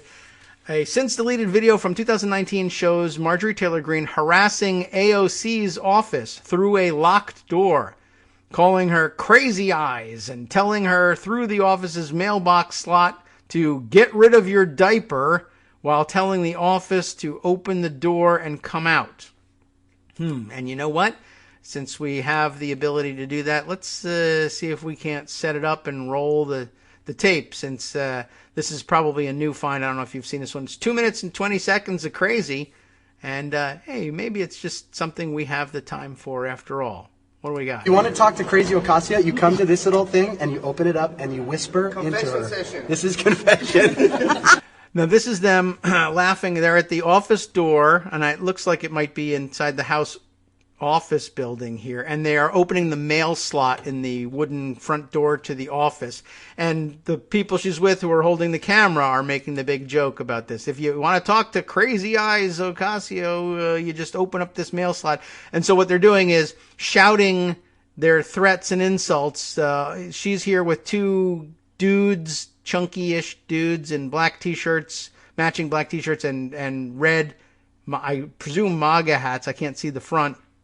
And then the joke about that it's a confessional, like a Catholic confessional, to do it this way, because you have to kneel down and stick your face in the slot. So let's see what they have to say. Now, then it's her cackling at this. Let's run this again. Here we go. Oh, we got some pinwheel issues going on here. You gonna let this run for me, or do I have to reload this? All right, we'll try one more time. Ocasio, you come to this little thing and you open it up and you whisper into her. Session. This is confession. That's the cackle. This is Ocasio confession right there. Alexandria Ocasio-Cortez, I'm an American citizen. I pay your salary through the taxes that you collect from me through the IRS because I'm a tax-paying citizen of the United States. Are you, by the way? Can we have an investigation into that and get some proof? I mean, it's an easy enough thing to say, but now we have some real interest. She's a public official. We should check out whether she's a tax-paying citizen of the United States. I'm betting she's less than. I'm a woman, I'm a female business owner, and I'm proud to be an American woman. American? And I do not support your socialist policies, and I do not support your murderous abortion policies. Okay. As a mother of 3 children, I'm appalled at New York's law for abortion, and it needs to end, and it needs to You're stop from now. Georgia, so I'm not too God's worried about New judgment York. on our country, and I'm against it, as well as my friends. So you need to stop against being your a friends, baby too. and stop locking your door and come out and face the American citizens that you serve.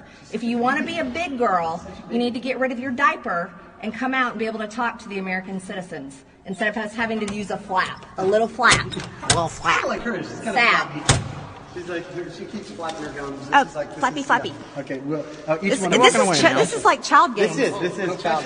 This is hilarious. I mean, in the sense that, I mean, it's extraordinarily dangerous, obviously, but it's hilarious in the sense of, she's such a child. This is like a child's game that she's playing, locking the door and hiding from us. It's a weirdo, crackpot, a-hole assassin outside harassing you. And when are you going to come out and face me? That's essentially what's going on here. I guess let me just, I'll add this to the list of the Marjorie Taylor Greene harassment history. I put together just a thing after the show yesterday on her, her history of harassing people. Let's see. I want to add this one here. I want to do this now, so I'm going to spend some time on the air doing a new entry to the Marjorie Taylor Greene stalking history. And we'll just add that new find from Kaczynski's K file and make sure that that gets added onto the thread. There's more. Let me just play it because it's, I don't know what to say about it, but they're still peeking in the door. Now the two beefy dudes are looking in there and sticking the microphone through the slot to see if they can pick up any audio from inside of people trembling in fear because there's a weirdo assassin and two, Proud Boy chunksters outside there with her. Hello there. Hello. Hashtag where's AOC?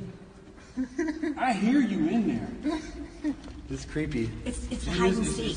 It's funny too. Again, I don't know what other word to use for it. It's like, oh, that's creepy. What's creepy is that she's in there and they can hear her. It's creepy that she's hiding. It's not creepy that they're outside her locked door saying, I hear you in there. Come out. Amazing, lack of self-awareness / projection. How do you project if you're not aware? All right, well, whatever. Huh? Hide and seek. It's hide and seek. That's a funny joke, Marjorie. Guess what? You can't stay in there forever. That's not too Can threatening. you come out and play? All right, so I guess she got the message before we came here. Guys, if you want to come Yeah. By the way, this was probably before they had them, but this is what those panic buttons were installed for inside of the offices in the congressional office buildings. So that, I mean, where are the cops? Where are the Capitol Police? I assume they've been called at this point, but you're now in a situation where the office staff has locked the doors and they're hiding from weirdo, unknown, bully, QAnon, creepo assassins outside, and they're sitting there waiting. Now, of course, and this is interesting, I'm sure Lauren Boebert would say, well, that's why you need to arm yourself and be prepared to take on your attackers directly, because when danger is, when you have seconds to live, the police, what's their line? They love seconds matter. The police are just minutes away, which of course means that Lauren Boebert would ordinarily say, well, if it was her in there and Antifa crazy radicals outside, Lauren Boebert would say it's okay to stick your gun out the mail slot and start shooting. But if the person outside is a patriot like Marjorie Taylor Greene, who sounds very Georgian in all of this, by the way, it would be insurrection and an assault for you to do the same. But we need not extrapolate that out. Let's play a little bit more. There is just a bit more, another 30 seconds of it. visit the socialist, communist, You're a very good artist. I'm just trying to decorate, you know? This is her book where we sign it. This is her sign. So yes, there's a sign-in book outside of the office on a little podium here, and they're showing off on video what they wrote in there. Let's see, they wrote Ocasio Crazy Cortez across an entire page. And what else? This is her sign-in book, and I'm just signing in. Should we draw a wall? Treason, something. Yeah. Where's Draw is there what? another pen? Draw a wall. We really want to draw a wall. So let's draw a wall. Like everybody. This is a wall. Sure it is, honey. All right, well, that's that. Anyway, it's just an interesting addition to all of the stalking that's been going on, and I guess we could fill the rest of the show just of videos of her stalking, but basically at this point, it's time to shoot her with a tranquilizer dart, tie her up and release her somewhere else out in the wild and not allow her back into the congressional office buildings, just for safety. But, well, we'll see whether the House Republicans are ready to stand by this or not. And I mean, Kaczynski's not doing anything special here except that he's doing the work that all of the rest of us have not got the time or resources to do. This is all on her Facebook page. And I'm sure there are hundreds more examples of stupid stuff like this that she probably has deleted since, but Kaczynski was the only one that had the resources and presence of mind to document before she could do it. So there you go. I found that very interesting, and good reminder also of exactly how dangerous all of this is. Before I saw this, I was going to read Joshua Zeitz, I'm guessing is the pronunciation of his last name, Z-E-I-T-Z, an historian himself and contributing editor at Politico magazine, commenting on Greg Sargent's discussion of the issue and saying that the piece we just read is a really important piece. That's why we read it. Marjorie Taylor Greene, he says, is an unbalanced person, but the GOP's radicalization, the gunplay, calling everyone left of Dick Cheney a radical socialist, and even people not to the left of Dick Cheney, like his daughter, election lies, labeling Black Lives Matter terrorism, white replacement theory, all leads inevitably to people like her and real danger ahead. And it's not even that far ahead. It's actually staring us in the face. She absolutely needs to be restrained and removed from this environment. She's a terrorist and a bully, and exhibits all the classic signs of it, up to and including also prominently sharing, otherwise innocently enough, any number of videos of herself lifting weights. Like, check me out. I'm a weightlifter, and I'm going to come and I'm going to beat you up, and I'm going to stand outside your door and intimidate you and take off your diaper. I don't know where that accent comes from, but it ain't Georgia, and they should be rid of her as soon as possible. Good luck to the Georgians there in taking care of that mess. All right, what else have we got here to share with you? There's plenty. Let's see. Oh, yes, right. We just looked at the Chip Roy's campaign material with in contrasting himself with Stefanik. Let's see. We began the program, of course, discussing the new masking, not mandates, but the new masking rules. Not really sure how I feel about all of that. And I understand. I'm a little worried about it just because I'm a little worried about everything. We've just been locked down more or less for a year. And 600,000 Americans, I think officially, are dead. Plus, of course, all the various unofficial estimates that number might be closer to 1 million at this point. But the masking guidance being that basically if you are vaccinated, what we've learned about the vaccine is, as we've heard it, right, if it's all true, then your chances of contracting COVID-19 are extraordinarily low, having been fully vaccinated. And if you do contract it anyway, the chances of it being serious enough to really jeopardize your health and your life are also considerably lower. And we've heard that vaccinated people, I don't know whether it's impossible or just, again, low odds of transmitting the disease if they happen to contract it. So really, the only people who should be in danger in mixing indoors among the vaccinated would be those who are unvaccinated. If they carry the virus, there's a very low percentage, very low chance that they'd be able to infect anyone who is vaccinated. And the only people who really would risk contracting the disease if there's someone inside who's got it would be the unvaccinated. And so I guess the logic is supposed to be, well, at that point, it doesn't really matter whether, if we say, for instance, you can circulate indoors if vaccinated. Everyone's concern is, well, what about the people who have been anti-mask and anti-vax? And won't they simply say, you can't tell from looking at me whether I've been vaccinated or not, so I'm going to take off my mask, and if anybody asks, I'll lie and say I'm vaccinated. And the retort to that has been, well, they're only endangering themselves. Of course, they're also, I guess, endangering those of us who haven't been able to either get the vaccination or aren't fully immunized yet, even though they've been vaccinated, still waiting for it to kick in.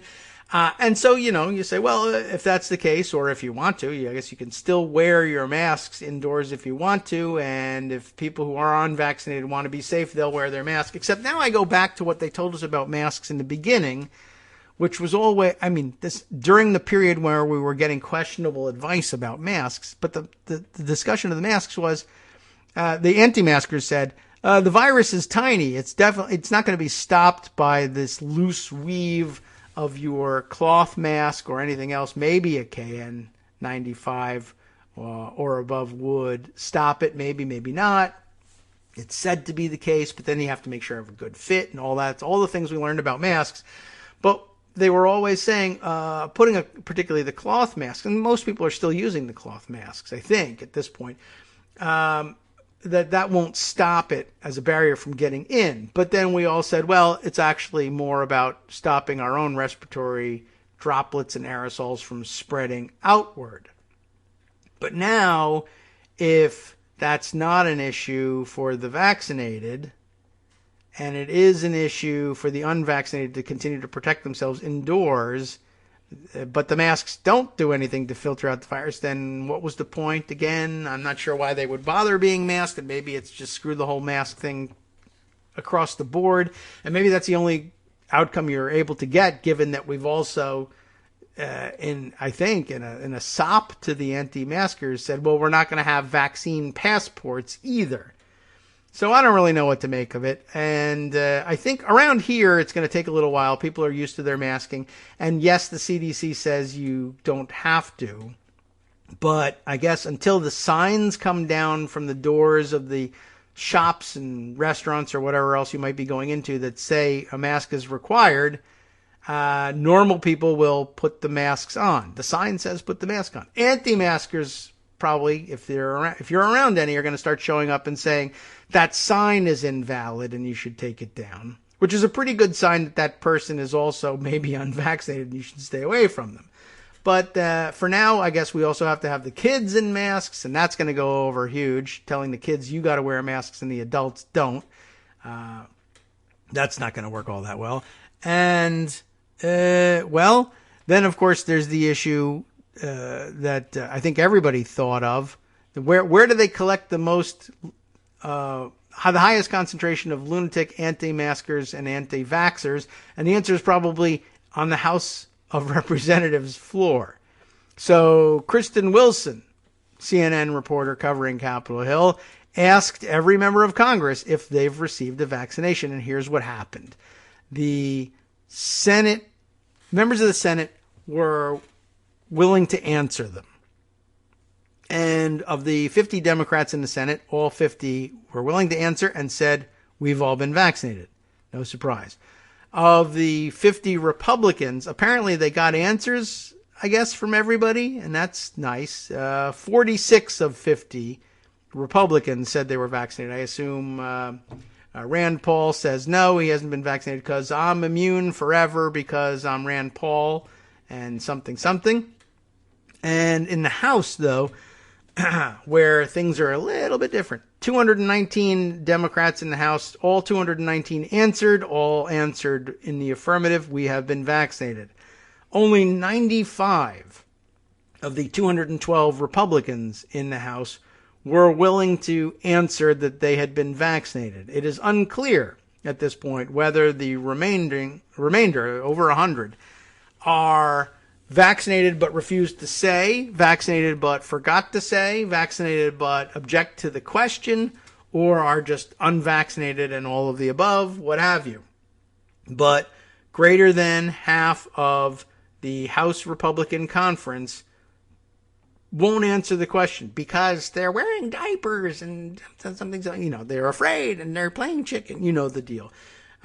Anyway, so I guess that's something to worry about as well, and we're just not sure how they're going to deal with that in the House. But I guess I will say this.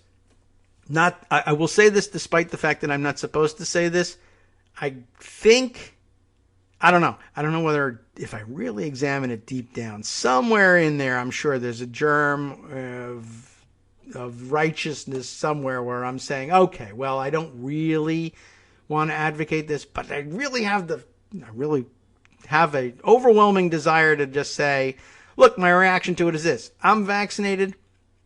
We're going to be all vaccinated here in the House eventually. And when that happens, who effing cares what happens to the unvaccinated? Now, of course, there's the unvaccinated who will continue to protect themselves because they're unvaccinated for various legitimate reasons. And they'll continue to protect themselves, presumably with masks that would be effective against airborne virus incoming, with like KN95 or better.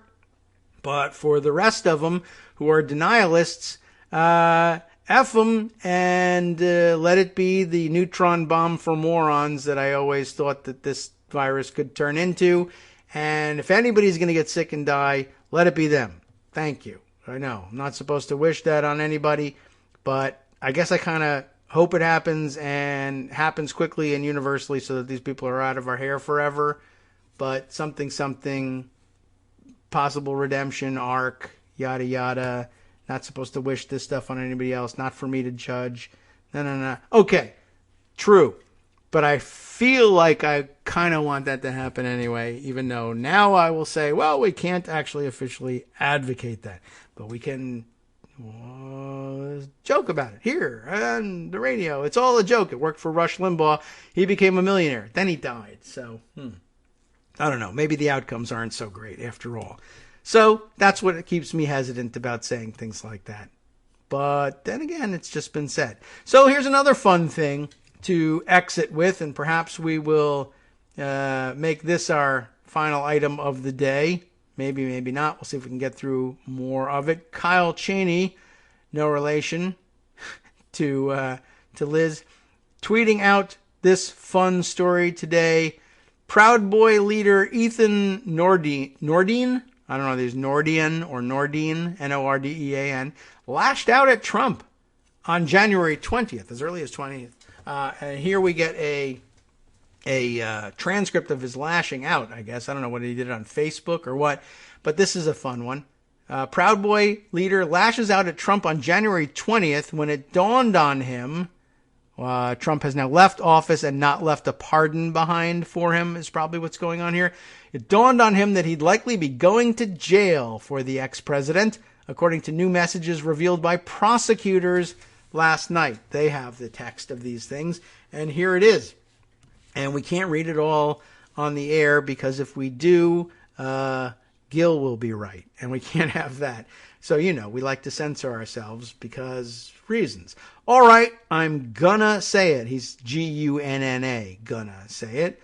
F Trump. It's all in caps here, even the UCK that I did not pronounce aloud.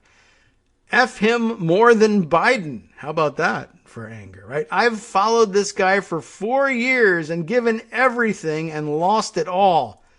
Yes, he woke us up, but he led us to believe some great justice was upon us, and it never happened. Now, I've got some of my good friends and myself facing jail time cause we followed this guy's lead and never questioned it. Well, bad things will happen when you do things like that. We are now, and always have been, on our own.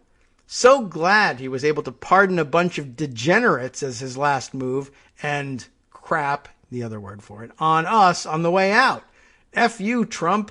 You left us on the battlefield, bloody and alone, which all by itself is just a fantastic encapsulation of everything, which is kind of like, well, I hate to say I told you so without also hitting you over the head, but I told you so, and I don't know where you are, and I can't reach you, and I can't hit you over the head, and it's just rude. But yeah, there you go. Well, we told you so, and it's insane that it's come to this, but here it is.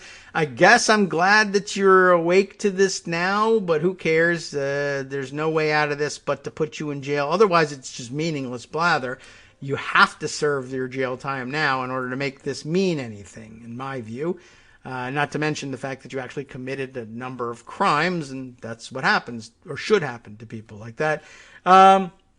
Interesting also that he views the people who were pardoned as a bunch of degenerates, because some of them were Roger Stone, which is another hero of yours.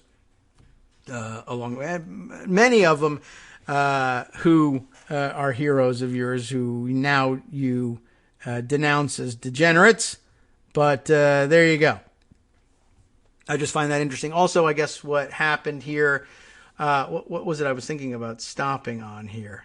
Oh yeah, right. I followed this guy for 4 years and given him everything and lost it all. Well, that too was what we said was going to happen to you. I don't remember what I was going to comment on this. I should have stopped when I had it in my head. But anyway, that's pretty interesting. Kyle just has another tweet on the subject saying it was similar in character to some of the whiplash that other Trump-supporting extremists experienced when they realized he wasn't planning to rush to their aid, like Oath Keepers leader Stuart Rhodes as the riot was underway. And this clip out of the screen grab out of the prosecutor's documents here. Finally, on January 6th itself at approximately 1:38 p.m., Person 1 wrote to the group on Signal, all I see is Trump doing is, and that's what it says, all I see Trump doing here is complaining. I see no intent by him to do anything. So the Patriots are taking it into their own hands. They've had enough. Essentially, they knew right away during January 6th that they had been abandoned. And I found that kind of fascinating all by itself. What you can extrapolate from it, of course, is that it was their belief up to and at least during part of January 6th that Trump at least wanted them to think that he was actually going to do something as opposed to watching them do what they were doing on television and do nothing about it. And what might it have been that they thought he was going to do? He was going to join them, like he said he was going to join them, in overthrowing the United States government. Ah, yes, and now I remember what it was that interested me about the Ethan Nordean's point here. The last line, F you, Trump, you left us on the battlefield, bloody and alone. And that's where, of course, the Republicans now will say, oh, the battlefield. I meant the tour. You left us on the self-guided tour, like tourists might take, of the Capitol. Yes. Not the battlefield. I don't know why I called it that. Right. And so, okay, sure. Battlefield, just like it all goes that way, right? Just as Lauren Boebert had tweeted, today is 1776, which of course you all know from studying history is the date that they first started offering tours of the Capitol, which didn't exist at the time. But yada, yada, yada. Who cares about all of that? Time for the weekend, right?